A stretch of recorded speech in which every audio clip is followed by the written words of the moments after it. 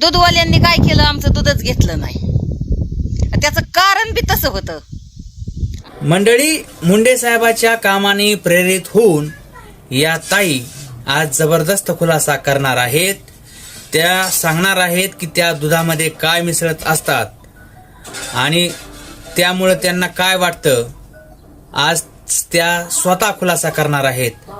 तर ताई, मुंडे साहेबांची कामगिरी आमच्या घरापर्यंत पोचली. काल परवा दिवशी झालेला किस्सा आहे. दूधवाल्यांनी काय केलं, आमचं दूधच घेतलं नाही. त्याचं कारण बी तसं होतं. आमच्या दुधात आम्ही ओतलं होतं पाणी. खरं सांगायचं, त्यात काय आता खोटं बोलायची काय गरज नाही आपल्याला. आता दुधाला बाजार 35 रुपये लिटर.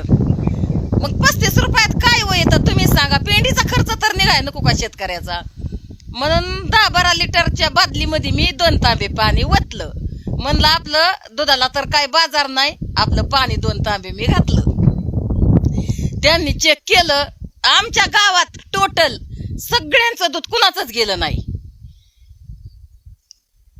कुणाचं म्हणजे अख्ख्या गावात एकाचं सुद्धा दूध गेलं नाही. प्रत्येक शेतकऱ्याच्या दुधात पाणी होतं. प्रत्येक जण सपादन असं पाणी 1-2 तांबे, जसं दूध जास्त असेल तसं जास्त पाणी थोडं घालतात. आता शेतकऱ्यांचं बी लय चुकत नाही. 35 रुपये लिटर दूध जातंय आणि ताक जर घ्यायचं म्हणलं आपल्याला विकत तर 30 रुपयाचा अर्धाच लिटर ताक येतंय. शेतकऱ्यांचं बी चुकत नाही. बरं, असं ते झाला किस्सा. पण समाधान वाटली. दूध गेलं त्याचं आम्हाला दुःख वाटलं नाही. दूध नाही गेलं आम्हाला त्याचा आनंद वाटला. असं जर प्रत्येक कर्मचाऱ्यांनी स्वतःची जबाबदारी चोख पार पाडली तर आपला भारत पुढे जायला किती दिवस लागणार आहे? 6 महिने सुद्धा लागणार नाही.